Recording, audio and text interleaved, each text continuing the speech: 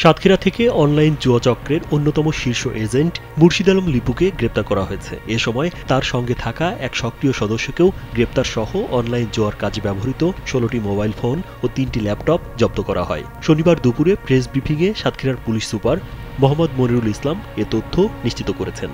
Press ব্রিফিংয়ে জানানো হয়, শুক্রবার রাত 11:30টার দিকে গোপন সংবাদের ভিত্তিতে জেলা গোয়েন্দা শাখা ও সদর থানা পুলিশের একটি যৌথ টিম সাতক্ষীরা সদর থানার খানপুর থেকে বাইপাসগামী খড়িবিলা মোড় এলাকায় অভিযান চালায়। এ সময় সড়কে চেকপোস্টে সন্দেহজনক একটি ব্যাটারি চালিত অটোরিকশা থামিয়ে তল্লাশি চালালে অনলাইন জুয়ার সঙ্গে জড়িত ২ ব্যক্তিকে গ্রেপ্তার করা হয়। গ্রেপ্তারকৃত মুর্শিদ আলম লিপু মেহেরপুরের মুজিবনগর উপজেলার শিবপুর গ্রামের জিনারুল ইসলাম ও রাজিয়া সুলতানা দম্পতির ছেলে। অপর গ্রেপ্তার ব্যক্তির নাম মুসাইদ আলম ওরফে ক্যামেল। তিনি মেহেরপুর সদর উপজেলার খন্দকার পাড়ার মাসুদুল আলম ও লুবা ইয়াসমিন দম্পতির ছেলে। জিজ্ঞাসাবাদে তারা স্বীকার করে তারা দীর্ঘদিন ধরে অনলাইন জুয়া পরিচালনার সঙ্গে জড়িত। বিভিন্ন শ্রেণী পেশার মানুষকে প্রলোভন দেখিয়ে তারা অনলাইন জুয়া খেলায় উদ্বুদ্ধ করত এবং জুয়ার প্ল্যাটফর্ম পরিচালনা করত। ডিবি টিম এবং সদর থানার টিম দুইটা একত্রিত একটা অভিযান পরিচালনা করছিল।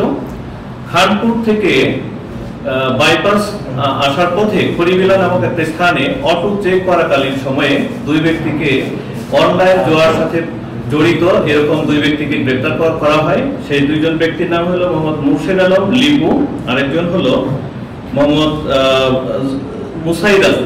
এই ২ জন ব্যক্তিকে পাওয়া যায় এবং তাদের সাথে দেখা যায় যে তারা অনলাইন সাইট পরিচালনা করছে এবং তার সাথে দেখা যায় যে তাদের অনেকগুলো মোবাইল, ১৪টা মোবাইল এবং ৩টা ল্যাপটপ তাদের সাথে পাওয়া যায়।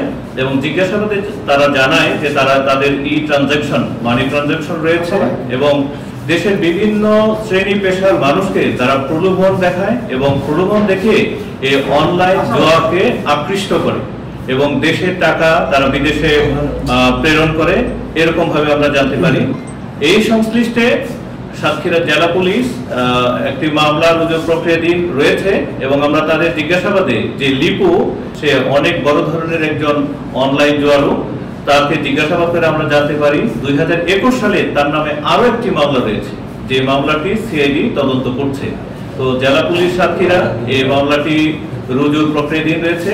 আমরা এটা তদন্ত সাপেক্ষে তার বিস্তারিত আরো জানাতে পারব।